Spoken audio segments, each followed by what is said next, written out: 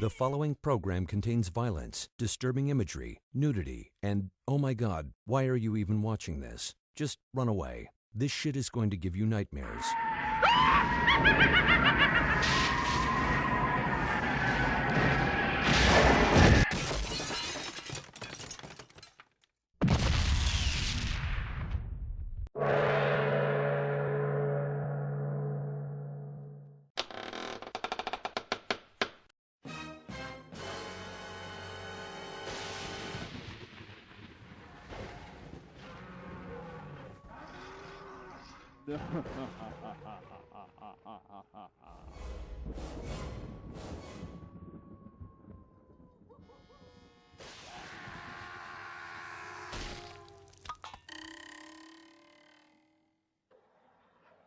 Hello, and welcome to another episode of Untold Archives and Cryptid Confessions. Here's your host, Noif Bliskin. Hey now, greetings my excellent friends. I hope tonight's episode finds you all in great health and spirit. We got a good one here this evening, although it starts out a bit slow. Picks up pretty quick. This isn't the most silver-tongued devil you're ever going to hear, but this gentleman knows what the hell he's talking about. Tonight we've got on the show Mr. Bill Blue Balls Bloomin', and he's pretty much spent his whole life in Missouri in a place known as Booger County. Believe it or not, that's the real name of this area, and they don't call it Booger County because people are suffering from some nasal issues out there. It's not an allergy problem. They got a bigger issue out there, and in fact, we're going to go clear the hell back to 1939 to begin this story. Bill's going to talk about his parents and their encounters and bring you all the way up to speed on his particular incidents here. So, from 1930 all the way up to the present. Speaking of the present, I present to you the mayor of Booger County. Grab yourself a beer and a box of Kleenex, because this is going to be a good one. Can you hear me, Bill? Yes, I can. Oh, thanks for coming. Appreciate it. You bet. My pleasure. Hey, Bill, why don't you tell everybody about yourself and how you got into Bigfoot research? And I'd like to let everybody know that Bill is from Booger County, and that's in Missouri, right? Correct. And now, do you think Booger County was named after maybe after Bigfoot? Oh, it was named after Bigfoot, I'm sure. I don't have any proof of it, but it stands to reason this county had the boogeyman. Right. Like Grandma used to say, you kids be good or the boogeyman's going to get you. That's right. The old-timers, there actually was the boogeyman. They seen this creature, if I might call it there. They seen him quite often. Uh-huh. And I believe that's where that saying come from, That's amazing that a county being named after Bigfoot. I mean, they must have had a lot of sightings back in those days, Sure they did. Yeah. There's stories of them. They formed a hunt and tried to hunt him down. One of my closer friends said, I think it was his grandfather, had followed one. Him and another guy had followed one several miles, slipping through the woods, and finally the Bigfoot got on the top of a hill and chucked a huge rock at him, and they gave up the idea. Jeez, that's amazing. Well, why don't you tell us about it? Because your family has had a long history dealing with Bigfoot, if I remember right. And if you could maybe go over that with the audience. Yeah, briefly. Yes, my mother and father was married in 1932. Shortly thereafter, this was a poor region at that time in the United States, and they had to work very, very hard physically to make ends meet, and among them they would hew railroad ties out. And my dad was hired by a company, and my uncle was hired by a company, to go hew these ties, and they went to like a camp. It was like a little village where this wealthier man had these cabins that his workers stayed in. There were several cabins there, and they lived in those. And my mother and father, and my aunt and my uncle lived together there in the cabin, stayed there, and this is where they encountered a Bigfoot one time. My aunt was sad because the men, they were young men then, they were going to town on a Saturday night after work, you know. They've worked 6 days, and on Saturday night they were going to go to town. And my aunt was upset because she's afraid someone would steal her husband. And she, after they left, she was sitting on the back porch, her knees on the steps and her arms folded on her knees with her head buried down in her folded arms, crying. And this thing walked up to her. Of course, scared her, and she raised up and screamed, and it ran. And she come in. She told my mother, and my mother said that the men later come home, and she was up telling them about what had happened. And they laughed and made fun of her. And Mom said it wasn't very long till the whole bunch got to see it. And several times after that, they seen it. And it would come up at the evenings when day was done and watch them and this sort of thing. And my father was a Baptist minister. He became a Baptist minister, and he was very serious in life. And when we were just little kids, before 1967, before the Patterson made their film, Mom and Dad would tell us kids that story. They didn't know what to call it. They called it that thing that come up because at that point there, at least around here, no one heard of Bigfoot. I mean, the name Bigfoot. Mm-hmm. But my mother and father called it that thing that come up. And my dad would tell us about it. My mother would tell us about it. And then later, when I had children, I would take them to my mother, and she would tell my children. And I know my mom and dad, they lived their lives serious and weren't jokers and wouldn't. And I knew that they were telling me the truth. That was. Then from that point, here about 4 years ago or so, I had built a builder for 43 years, and it's come time for me to, I feel like, step down, and I retired, and I knew the story was true, and I set out to try to see one or try to get involved, and I got involved in the Bigfoot research, and it has been very exciting, and they're out there. I tell you, they're just out there, and just had a great time with it. That's just unbelievable excitement. Right. From you know, I've recorded them so many times and heard them so many times. I've heard them hundreds of times holler, and I've seen their footprints. I've cast their footprints. I've had rocks thrown at me, and all the above. It's happened to me in just a short period of time. Just a short period of time, and you know, a person is really interested if they really get out there in the dark and not be afraid. I never carried a gun with me, and I'd get out there and lay on that old cold ground, listen for them, and this sort of thing. And at first, I wasn't too afraid. But as time progressed, and I'd really encountered them, and I watched them, and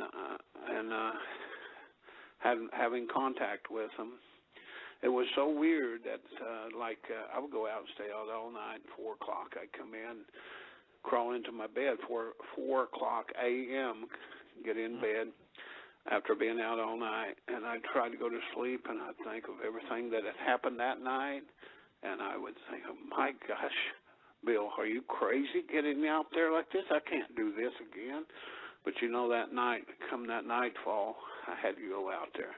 I couldn't lay it down, you know. Yeah. And it's but now I can't go out by myself. I cannot do that now after knowing what I know, seeing what I've seen, experienced them. I can't be alone out there. I just can't. And why can't you be alone now? With why do you have to have somebody? I'm a little afraid. I'm a little afraid because these things were not as I supposed. I suppose that they were just a ape or something like this. Right. But through my experiences, are so weird, and they do so many weird things. And if this had been a dumb animal, like some people still believe today, if it was a dumb animal, I'd had it on a video so many times it'd be unbelievable. Right. Well, I understand but it that. is not. It is not. In my opinion, and what am I? I mean, I don't count anyway, but in my opinion, this is not a dumb animal at all. In fact, well, why does it scare you though? Why would that scare you? It's the unknown. I've got into an area where I knew how it was to deer hunt and hunt all the different animals, and I've done about all of it, and hunting and stuff, and realization that I wasn't dealing with something that I could control. That I found out that I did not encounter them when I desired. They decide. It's their choice. It is their choice for you to have an encounter. This is not something you cannot trick them. And they seem to know what's going on, especially with the cameras. They know what a camera is. They know. And you're not going, I mean, I was told when I first started, and I started experiencing them, and I first started, one of the researchers that had been with organization nationwide here had told me, said, well, I had told him, I said, I'm going to get him. I'm going to get him on video. And he says, what makes you think you can when there's 2,000 people out there right now trying to get him, and they can't get him? What makes you think you can? And I said, well, I will, you know, because I didn't realize what I was dealing with. But after several months of and different types of cameras,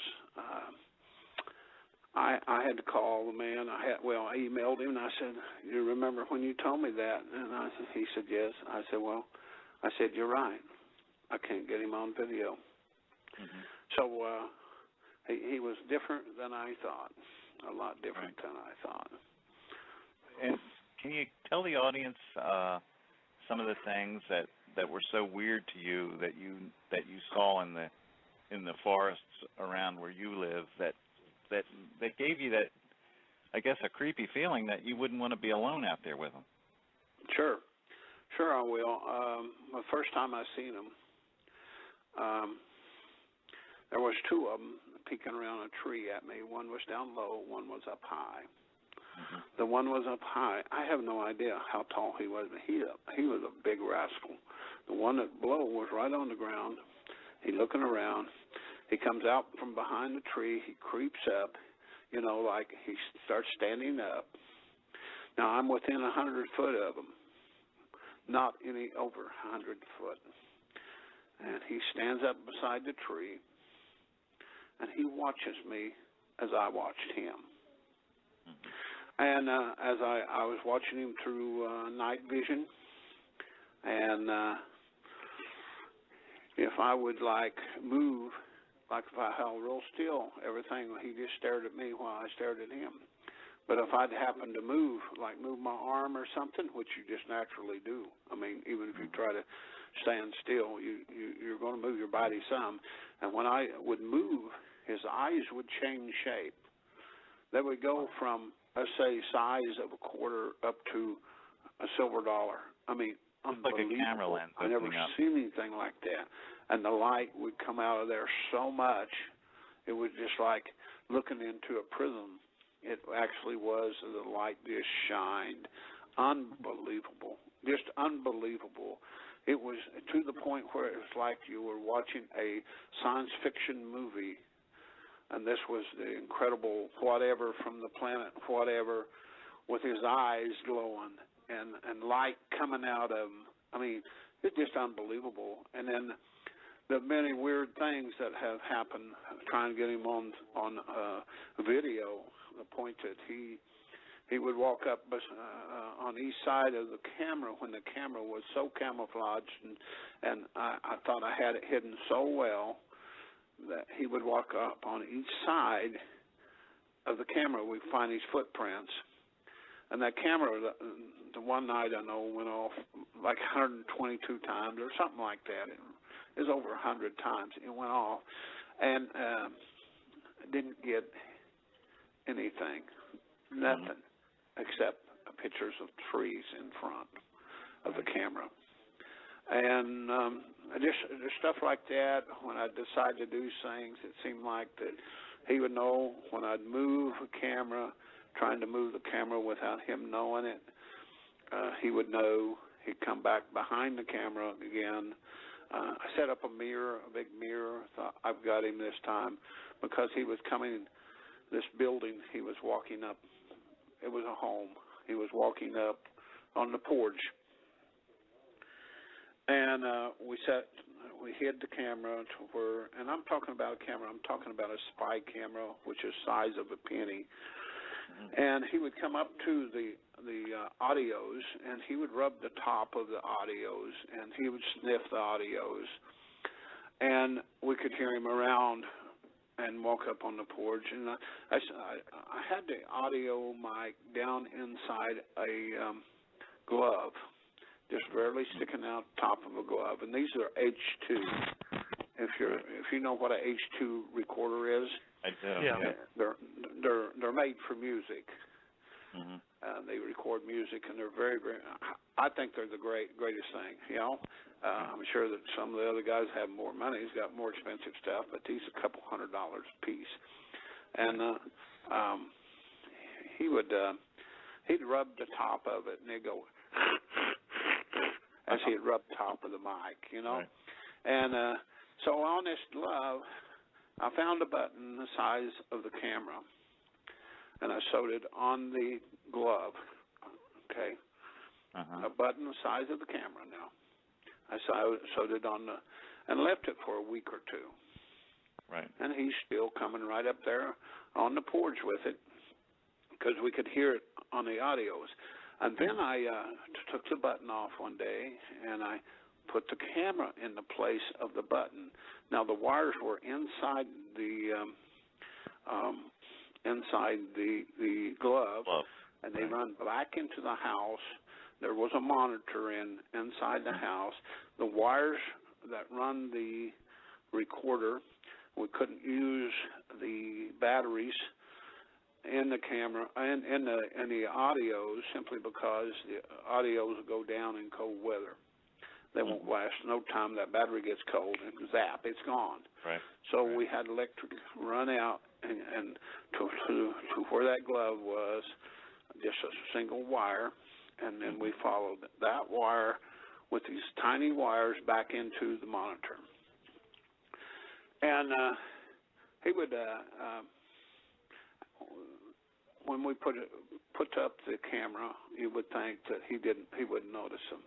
Right. That difference between the button and the camera, but he did. And he would walk up behind the camera. Wow. And we could find his footprints. Walked up behind the camera. You could hear him yet on audio, but he wasn't any visual. And so we moved the camera on back to the corner and put it on a downspout, up high on a downspout, and run the wires. We secured the wires to where they wouldn't show up back into the house, so we could go ahead and use the monitor. Now the glove's still there with the H2 recorder in it, and the camera is now moved back, so it's getting the porch and all the front of the house. Mm-hmm. Well, he come up behind the camera again at the corner of the house. Right. And wouldn't get inside where the camera was. So I had a large plastic mirror. They're just as clear as a real mirror. Right. And I put it on a piece of plywood. It's 42 inches by 48 inches. I put it on a piece of plywood. Yeah. And I thought, oh, buddy, I'm going to get you now. Yeah. So I set it near the porch where it would reflect. And during daytime, it worked perfect. Someone come around the corner of the house. As soon as they got in view of that mirror, you had them. I mean, you had them very clear on the camera, you know. Well, we didn't get him. He was smart enough. He was still staying in the shadows. It's clear you're not dealing with an animal, a dumb animal. You're dealing with either someone that's watching you during the day do these things, or you're, setting up the cameras and everything, or the mirror, or you're dealing with someone that can read your mind. What do you think it is? I think it's the point they read our minds, I believe. I mean, I might be wrong, but I believe they knew things going on, because when we took the camera down, we weren't, or when we took the glove down to replace the camera in the glove with the button, we took it inside to do that and just set it back out there. Really nothing different. I mean, if it had been a human being, we would have taped him, even if he knew we were trying. We would have got him so many times, but you just don't outsmart these things. You just this whole don't thing just drives me crazy. This whole thing, whenever you tell me a story like this, I say, what are we dealing with here? This sounds like, it's not human. I mean, a human would make that mistake, you know what I mean?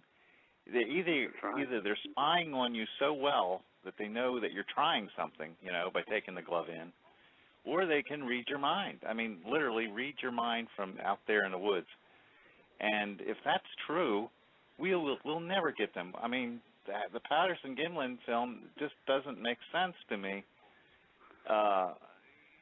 Why did we get them one time and not again since? Or, this whole thing just drives me crazy just thinking about it. Okay. Well, either that or they at least know that they cannot be exploited. At least that's what they believe. They cannot let themselves be filmed. They allow themselves to be audioed, but they will not allow themselves to be filmed. How do they know the difference, though? I mean, how did they learn the difference? They live in the woods. They don't get magazines and TV out there. I mean, how do they know that an audio they can walk up to and not be filmed, but then you change it or you hide a little pinhole camera somewhere and they know it's there? I mean, oh my God, that's just amazing. Well, I've tried other cameras also, and it just doesn't work. I know. They know what they are. They know what they are. More than we do, evidently. I don't know. All this stuff, and I've followed their footprints in the snow. And like this one place, he liked 10 or 15 feet coming to the fence. We're in snow. Mm-hmm. There's no more tracks. How can this be? We searched for tracks. Did he walk up there and very carefully walk backwards in his tracks? Or could he have jumped? Could he have jumped real far? Well, he would have had to get on top of the post, the fence post, and then jump from fence post to fence post. I mean, there's snow on both sides. This is a clear area. One side's a field, the other side's a yard. Right. But he just got up there, and then they didn't. He just walked up there, and then there's no more footprints. Yeah, I remember we had a guest one night said that he saw a Bigfoot jump, I think 30 or 40 feet in the air, and not in the air. That was distance across the ground, Chuck. Yeah, distance across the ground. So I mean, Is it possible if he had jumped 30 feet, would that have gotten him into the woods or anything like that? Or it's further than that to the woods, but okay. I mean, suppose there was a flower bed out there with it was a tractor tire filled with dirt. Okay, it's possible he could leap whatever you say, 30 feet or 25 feet, and hit on the tire part, and then jumped again. And I don't know. I just don't know. It gets to the point where you can't figure this stuff out. Hey, and Jeff. it's like that. Yeah. It's just like a man told me that had an encounter, which he passed away a short time ago, and he had an encounter years ago, and he told me, he said, that thing wanted me to see him. He said he wanted me to see him. I believe He that. walked down a trail right at him. Yeah. And this was his feeling. This was this man's feeling. Go ahead, Dave. Well, I was going to redirect to a previous thing Bill was talking about. Somebody mentioned the chat room. He's actually got a good point because I thought about it at the same time. What about when you got an old wind-up camera and the smell of horses and the sound, like Patterson and Gimlin did? I mean, they caught somebody on film. I have obviously a Squatch on film. I believe it's real. And I guess I would guess, they want to know that. How would you explain that one as far as getting them on film, as opposed to, avoiding all the other high-tech gear that we have? I mean, yeah. You know what I mean? I mean, they would have had to have made a decent amount of noise riding horses, I would think. Sure. Yeah, well, go ahead, Bill. Oh, well, it's just amazing to me, all this weird stuff that go on when I've had them throw rocks and hit things right beside me in broad daylight. Bam! Rock had hit. Now, these rocks were not big rocks. They're smaller than a quarter, let's say. They had hit so hard. Hit something right beside me, and the bounce back was tremendous. It had to hit hard. And you look around, where did it come from? You're out in the middle of an opening. Can they throw these things 100 yards? I mean, come on. Yeah, I understand that, Bill, but the whole thing about Bigfoot wanting you to see them, I truly believe that's true, because when I know that when half of the sightings are from cars and they run out in front of a car at night, they certainly see the headlights coming or hear the car coming, because they can see anything else coming in the woods. They always know when to get away from human beings. I think they love for people to see them run across the road right in front of them. They love to scare people. I believe it's a game they play with cars, because it happens way too often, and it happens right in front of people, and they want to be seen. I mean, you've heard that many times, right, out where you live, of them running in front of cars. And Oh yeah, and there's other things that just I can't decide if they're, and I'll just be honest with you, I can't decide if they're flesh and blood, and they live out here and they live like our animals do, but yet they're very, very intelligent, or if they zap in and out of our dimension. I mean, maybe I'm talking like a crazy man, but I've got to the point where I wonder it sometimes, what in the world, where did this creature go? Why did it appear when it appeared? I watched a guy ride I was at a site where I was set up that night to try to encounter one. Okay.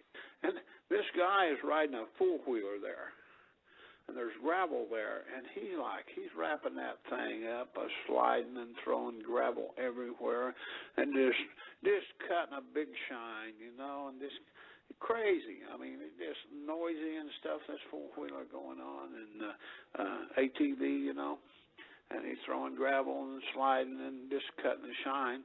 In fact, I think the guy knew I was watching that area, and he was kind of showing out in front of me or something. And I was a little, I thought, well, you know, all this going on now, this won't, nothing's going to plan out. And a little bit, the guy, it starts getting dark. The guy goes home, you know. It wasn't 15 minutes that the Bigfoot was out there where he had been sliding around. It wasn't 15 minutes.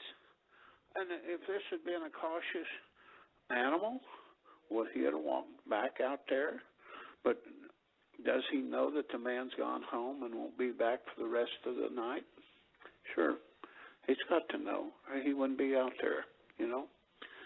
It is just something that happened, and something else that you guys might find interesting. I had suggested to me. There, in our area of the country, we have a lot of trees, timber, and the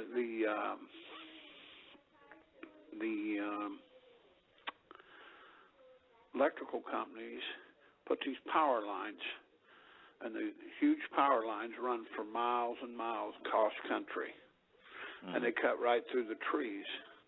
And I had suggested to me that because there is a Bigfoot at where these three big power lines come and make a junction, that in that area, they're in that area, and a Bigfoot is in that area, and they're saying, are they using these power lines as their kind of guide to go wherever they want to go? And I believe they do, simply because I took a man with me one night. Of course, we had done this several times together, and that night we really had an encounter. And this man, he went home, and a week or so he called me, so excited, that right behind his house where he lived, he comes out one night, and this Bigfoot hollers like 3 times, and he said, he's hollering at me. He told me, he said, this thing was hollering at me. And it was right behind his house. He lives on the edge of the woods. But he also lives, the power lines are right there, comes across his property, I'd say 100, 150 foot from his home. These huge power lines that carry the power. And this last week, I took this idea and I traced these power lines, plus I talked to our area is Howe, Oregon, which is a cooperative, electric cooperative. I've talked to a man that's been with them many years, and plus I was on Google Earth and traced that thing right down. It comes right down to where we had encountered a Bigfoot a week before that one hollered right behind his house. And it's so strange because, it's in a straight line right to his house, 40-some miles. And I believe that connects them kind of there, because we had no explanation how this thing could possibly find him. And our feeling was it found him without having some kind of, did he smell his scent, the clothes he had on, or how did he find this man? And it was like he found him. I mean, this is, I just don't think this is coincidence that one yelled behind his house. Right. A week or two, I don't think, it wasn't over 2 weeks, the one that we encountered 40-some miles away. For whatever that's worth, I find it very interesting myself. Yeah. Well, we've had a case really, recently, if you believe it, that 2 Bigfoot were shot in the Sierras last October. And if you believe that story, and a lot of people do, It's not proven yet, but apparently they have gotten flesh from the Bigfoot and sent it in for DNA. That's what we read anyway. Why do you think they can be shot? Because I've heard many stories of them being shot. I mean, not a lot, but over the last couple years, I've heard of maybe 10 or 15 stories of them being shot and killed. Why do you think they can get away from a camera so easily? But they know of the cameras around, but they miss guns.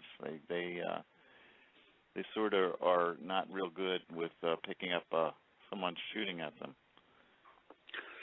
Well, I don't know. I don't know that I necessarily, I can't really say, but I don't necessarily believe that someone's ever killed one. Not necessarily. I don't know, but I questioned. It seems that nothing ever really comes out of those stories, Well, you're right about that. We don't know for sure yet, but there's a story of it happening up in Canada. In 1941, there was a story from a man that Dr. John Bindernagel wrote about that sounded very, truthful. And then there's a Sierra story coming out of California last October that sounds like it may be true too. So. Sure, I know about it. Yes, it does sound. It does sound right. It does. They make mistakes occasionally. Then if that's true, they make mistakes, and if they make mistakes, then we should be able to get pictures of them more than one time, apparently. Chuck. And there is Patterson, and then there's another one. I can't think of it. The guy that goes to the works for the watershed department. What was his name? Space, the guy that recorded them back in the early '80s? Freeman. Freeman, yeah. And Freeman that one photo really looks legitimate. I mean, it those, really I think those were wasn't that mid '90s, early '90s? I thought. Freeman, I didn't think I'm it was not the sure. 80s. Probably. Somebody in the chat room, let me know. I'm sure there's somebody. I was going to go back to you, Bill. Do you think that I'm kind of guessing one way or the other about what you're kind of telling me. Do you believe that they make mistakes, or do they pretty much are pretty infallible for the most part? I think they're pretty infallible, but if they are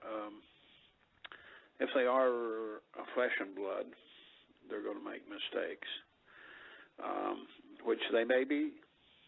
See, that's the thing that makes me wonder, because which I would most likely believe. Well, I personally believe they're flesh and blood, but I mean I know for a fact in my sighting, my white squatch that I ended up seeing, I know he made a screw up and he made a mistake. That's how I ended up seeing him. I saw the posture, the way he was holding himself. So that's kind of from my own personal experience. I kind of feel leaning that direction. So yeah. That you might be absolutely right. Before, there's several people in the area where I live that have encountered a Bigfoot, and some of them won't. They don't want to mention it. But this one woman told me the story, and she encountered one, and she's had it around her house as she grew up, and she's older now. I think she's about 55, something like that. And even nowadays, she knows it's around because certain things will happen. Like it'll come and in their garden after they have picked their corn, it will something had come in and it would gather up a huge load of corn stalks. It still has a few ears left on it, and we'll pack them. Not only pack them, but it has to cross one direction. It had to cross 2 barbed wire fences, and it would lay them down, and they'd find where it'd eat the corn once it got it away from their house and from their garden. And she's told me, she just says, from when I first started, she said, I believe they're spirit. And I've heard that the Indians believe that, and I rejected that idea completely. Come on now, I did not believe that. But the more I have to do with it, the more I scratch my head and wonder if these people aren't right. Now, that's just my experience, and I could be completely wrong. Maybe my imagination is just jerking me out of reality. But I just think that, Bill, I just think that the more you try something and it doesn't work, the more you're apt to think that they are somehow supernatural in a way. I know that people tend to do that. They make them into these supernatural beings because it's so hard to get a picture of them, and why are they so? How do they know this? And well, I believe they're flesh and blood too, especially if they can be killed, and we should hopefully know that more about that in the next couple of months. But go ahead, Steve. Well, I wish they'd settled that. I've been waiting on it, and it's just like goes on, and how long will it take? I know. And I wish they would. And if they are flesh and blood, they're flesh and blood. At least it'll settle my mind down, and knowing I have more questions now than when I first started. Right. Because when I first started, I was so ignorant of this fact, of Bigfoot fact, that I thought they were this or that. And now the further I get into it, I realize that I have more questions now. What's going on here? How does he know where I'm at? How does he know this? How does he know that? How does he know I was hiding in this vehicle? Like I've hid in vehicles before, and where I'm comfortable and laid down and waited for him to do something, and then I thought I could peek up and watch the area, For all we know, Bill, they might attach themselves to certain people like you. They might just be watching you all the time. I mean, we just don't know. But if they're watching you all the time, if they always have somebody looking at your place, say, for a while, they might know that you're doing stuff to them, I had heard what you're saying, before. Other things happened to me. I went 400 miles away into a different state, and into an area where they shouldn't be, in wheat country, in western Oklahoma, in wheat country. There's nothing there but wheat fields. Right. There's an occasional creek that splits the wheat fields once in a while, but you wouldn't think they'd be there. And I just out of boredom on a Thanksgiving night, I went out and found me a good solid piece of oak in my father-in-law's shop, and he had a pecan tree out there that had died, and I've whacked it 4 times. Went over to the corral fence and gave me a big yell. And I'll declare if I didn't get wood knocks back. Wow. And where do you think I went they 400 live? miles away, and instantly he's answered me. And he answered me 2 nights in a row there. In fact, he come up and we had a closer encounter. I did not see him, but he was up closer to me. I could smell him very strong, and he growled. He rumbled like an elephant, just a rumble. So this happens, and it made me wonder, they got my number? Like, I don't believe this is happening. I think they may have your number. I mean, unless they live out in the wheat fields, I don't know. That's kind of spooky to me. Stacy, did you have a question? No, well, I was just going to say earlier, as far as not finding them at all, I just, I kind of wonder if you'd went out in the woods and you knew Squatch were in an area, or you had reported sightings that were high in an area, and you knew maybe you had other evidence, peripheral evidence that showed you that they were in an area, whatever area you want to go to, and wonder how difficult it really would be, though, to track down if you were trying to track down somebody that was Army Ranger or a Navy SEAL. Somebody that's on the lookout all the time but has 10 to 20 times the strength and the ability and the speed that one of those individuals would be. How would you really come across somebody like that? I mean, if their whole goal is to stay away from you, to me, that's just my take on it. It just doesn't seem that too far-fetched for the most part, but that's just my kind of input. I didn't. Bright light on the ground, and shot it across the ground, and you can see their footprints where they smash down into the ground where we don't make a mark. Heard from a friend recently that had an experience. Oh yeah, he's a wonderful person, and he has a Bigfoot near his place, and I'm sure that we'll hear more about it. He has a little boy, and the little boy has autism, and the little boy goes to school, and he goes catch the bus at 6:30. No, not at 6:30. He leaves the house to walk just a short distance to catch the bus, which is he leaves the house at 6:45. At 6:45 here, it's still a little dark this time of the year, and this last Wednesday on the way up there, he calls his father. He told his father he's seen a man cross the road, and his father comes up there and questioned him about it. He said, yeah, he's seen a man. He said, oh, you probably just seen a deer or something. He said, no. He said, you said one was trying to come yeah, closer. Yeah, my aunt. Yes. Your aunt, yeah. And also, even with me, see, of the electrical lines, what do you call them? Right. High lines, where big mass of wires go through the forest. Right. And see, he's in a direct line, 40-some miles away from the area, and it lined up perfect. It lines up perfect. Only several feet. Between the encounter and the line, and both places. And see, I believe that for some reason they sought him out. Now, see, it'd be a little bit harder to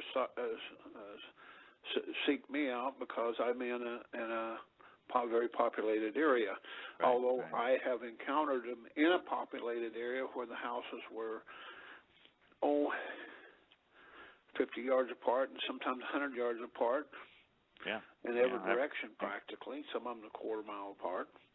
And they'd be among, there's a school there with 600 people, or kids there every day, and I've heard them and saw them. I've seen them there. They run around the woods around that school, and I know they're there. I've heard them. I've seen them, and yet Bill, during the day. Bill, I hate to interrupt you, Bill, but we're running out of time very fast here. I just wanted to thank you. I love to hear these encounters that you've had and with your friends, and it's amazing. You've had a very a full 4 years since you started your Bigfoot research. Unbelievable. Yeah, I know. I think you should write a book. You've had so many experiences. It would be fun to read. We could sit here all night, and I probably wouldn't say. At least I don't think I'd have to say the same thing twice. I don't think you would either. We'll have to have you back to hear some more. So just keep us in mind, and we'll try to get you back in a few months, and we can go over some more stories. Okay? Well, just stay in touch. I will. Okay. Thank you very much for coming on tonight. Hey, thank you. All right. You have a good day. Have a good night, Bill. Thank you. Good night, Bill. Bye. Thank you very much. Bye-bye.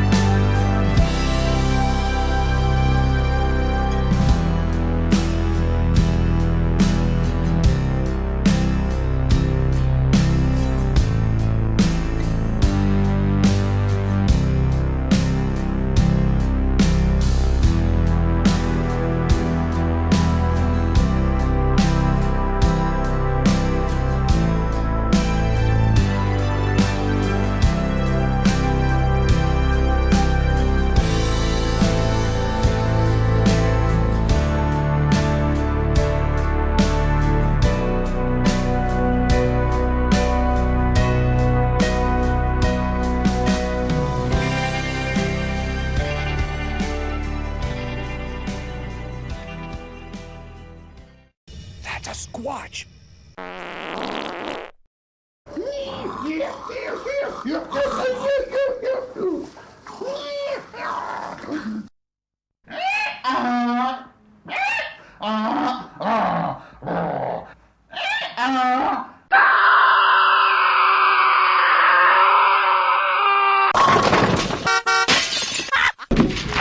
Well, I'm not a crook.